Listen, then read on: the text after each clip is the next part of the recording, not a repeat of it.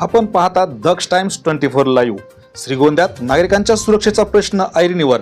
रात्री 2 ते पहाटे 4 वाजेपर्यंत कचरा गोळा करणारे नेमके ते कोण, याबाबत सविस्तर वृत्त आपण जाणून घेऊयात। श्रीगोंदा शहरामध्ये दिवसभर दररोज वेगळे व रात्री कचरा गोळा करणारे महिला वेगळ्या, या कुठेही घुसून दिसेल तिथं कचरा म्हणून काहीतरी उचलत आहेत।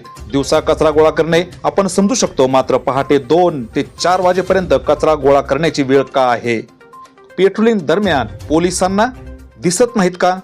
यामध्ये काही त्यांचे लागेबांधे आहेत का? नागरिक खरंच सुरक्षित आहेत का? असा एक ना अनेक प्रश्न सध्या उपस्थित होत आहेत। दिवसभर कचरा गोळा न करता रात्री किंवा पहाटे कचरा खरंच गोळा करतात का, की आणखी अजून काही?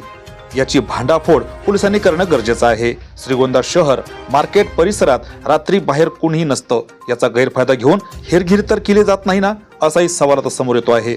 पोलिसांनी तात्काळ गंभीरतेनं हा विषय हाताळून रात्रीचे कचरा गोळा करण्याचे रोखणे गरजेचं असल्याचं नागरिक बोलत आहेत। पाहूयात पोलीस प्रशासन हा विषय किती सतर्कतेने हाताळत आहेत। श्रीगोंदा पोलीस प्रशासन नक्कीच याकडे लक्ष देईल हीच अपेक्षा। श्रीरंग साळवेसह दत्त जगताप, दक्ष टाइम्स 24 साठी श्रीगोंदा, अहिल्यानगर।